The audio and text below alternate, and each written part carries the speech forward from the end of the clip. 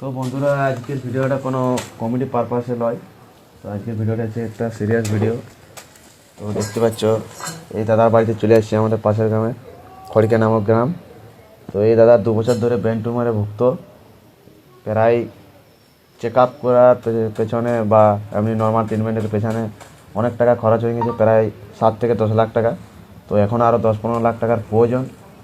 তো দাদাদের কাছে ওই টাকাটা চালানোর মতো আর্থিক কোনো ক্ষমতা নাই। তো এই কারণে তোমাদের কাছে হাত জোড় করে অনুরোধ করছি, সবাই কিছু কিছু দিয়ে একটু সাহায্য করো। আর যারা কিছু সাহায্য না করতে পারে, ভিডিওটা একটু বেশি করে শেয়ার করে দাও, যাতে অন্যজন কেউ দেওয়ার সুযোগ পায়।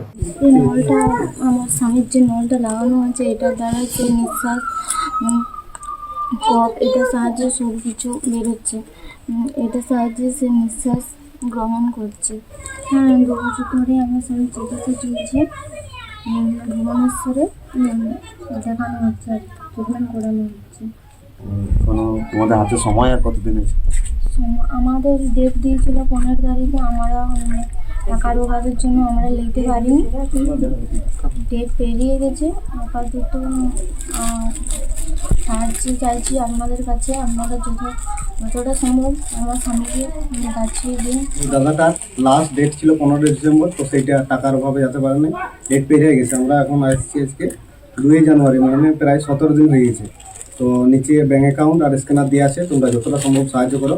আর যারা আমাদের মতন সোশ্যাল মিডিয়াতে ভিডিও বানাও, তো তারা একটু যোগাযোগ করতে পারো, তারাই মানে চাইলে পারবে দাদাটাকে হেল্প করতে।